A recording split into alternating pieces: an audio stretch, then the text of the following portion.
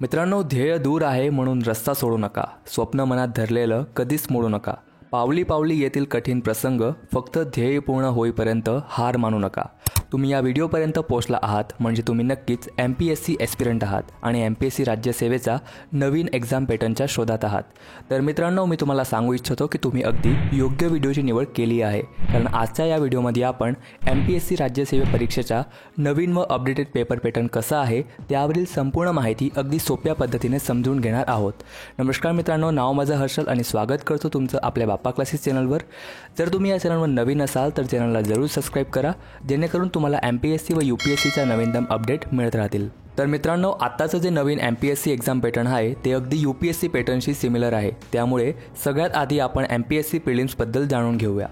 तर मित्रांनो, ही preliminary exam total तुमची 400 गुणांची असणार आहे, ज्यात तुम्हाला 200 गुणांचे 2 पेपर द्यायचे राहतील. पहिला आहे GS1 आणि दुसरा आहे GS2, ज्याला CSET पण म्हणतात. हे दोन्ही पेपर ऑब्जेक्टिव्ह टाईप असतील, म्हणजे MCQs प्रकाराचे, आणि ही एक्झाम तुम्ही मराठी किंवा इंग्लिश पैकी कुठल्याही भाषेत देऊ शकता, कारण मित्रांनो जे पेपर असतील ते दोन्ही भाषेत प्रिंटेड असतील. आता सगळ्यात महत्त्वाची गोष्ट की ही MPSC प्रिलिमिनरी एक्झाम फक्त एक क्वालिफाईंग एक्झाम असणार आहे. म्हणजे ही एक्झामच्या सेकंड पेपर GS2 अर्थात CSET मध्ये तुम्हाला ॲटलिस्ट 33% गुण आणावेच लागतील, तरच तुमचा GS1चा पेपर चेक होईल. आणि अशा प्रकारे ही प्रिलिमिनरी एक्झाम तुम्हाला क्लिअर करायची आहे.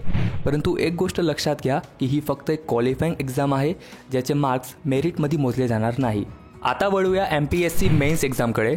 तर मित्रांनो, ही एक्झाममध्ये तुम्हाला टोटल 9 पेपर असणार आहेत. 2 पेपर भाषेचे असतील, मराठी आणि इंग्लिश. 1 पेपर निबंधाचा असेल. 4 पेपर GS म्हणजे जनरल स्टडीजचे असतील आणि 2 पेपर ऑप्शनल सब्जेक्टचे असणार आहेत. तर मित्रांनो, या 9 पेपरपैकी पहिले 2 पेपर मराठी आणि इंग्लिश हे सुद्धा क्वालिफाईंग नेचरचे पेपर असणार आहेत. म्हणजे मराठी आणि इंग्लिश या दोन्ही पेपरांचे 300 गुण असणार आहेत, ज्यात तुम्हाला कमीत कमी 25% गुण मिळवायचे आहेत. अर्थात 300 पैकी 75 गुण तुम्हाला कंपल्सरी आणायचे आहेत, तरच तुमचे पुढचे पेपर चेकिंगसाठी घेतले जातील. आता गोष्ट आहे ती मेरिट बेस्ड 7 पेपरांची. तर मित्रांनो, इथे प्रत्येक पेपर ही 250 गुण असतील आणि ही मेन्स एक्झामचे सगळे पेपर डिस्क्रिप्टिव्ह टाईप असणार आहेत, म्हणजे लेखित प्रकाराचे. प्रत्येक पेपरासाठी तुम्हाला 3 तासांचा वेळ दिला जाईल आणि ही मेन्स एक्झामसुद्धा तुम्ही मराठी किंवा इंग्लिशमध्ये देऊ शकता. आता जर का तुम्ही एक नॉन मराठी स्टुडंट असाल आणि सगळे पेपर इंग्लिशमध्ये देऊ इच्छिता तर ऑफकोर्स तुम्ही देऊ शकता, परंतु मराठी विषयाचा जो पेपर आहे तो तुम्हाला मराठी भाषेतच द्यावा लागेल, कारण ही एक्झाम देण्यासाठी तुम्हाला मराठी भाषा बोलता, वाचता व लिहिता आलीच पाहिजे. शेवटचे 2 पेपर हे ऑप्शनल सब्जेक्टचे असतील, ज्यात तुम्हाला ऑलमोस्ट 25 विषयातून एक वैकल्पिक विषय निवडता येईल.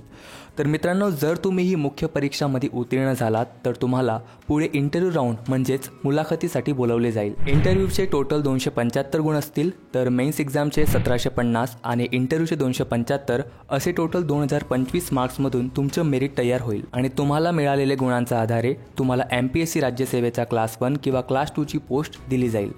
तर मित्रांनो, आय होप हा व्हिडिओ तुमच्यासाठी हेल्पफुल राहिला असेल. तरीही तुमच्या मनात जर MPSC या परीक्षा संबंधित काही प्रश्न किंवा शंका असतील तर कमेंट करून नक्की सांगा, त्यावर तुम्हाला नक्कीच उत्तर मिळेल. तर यासह करतो व्हिडिओची समाप्ती. पुन्हा भेटूया UPSC MPSCची नवीनतम माहितीसह. तोपर्यंत हर हर महादेव.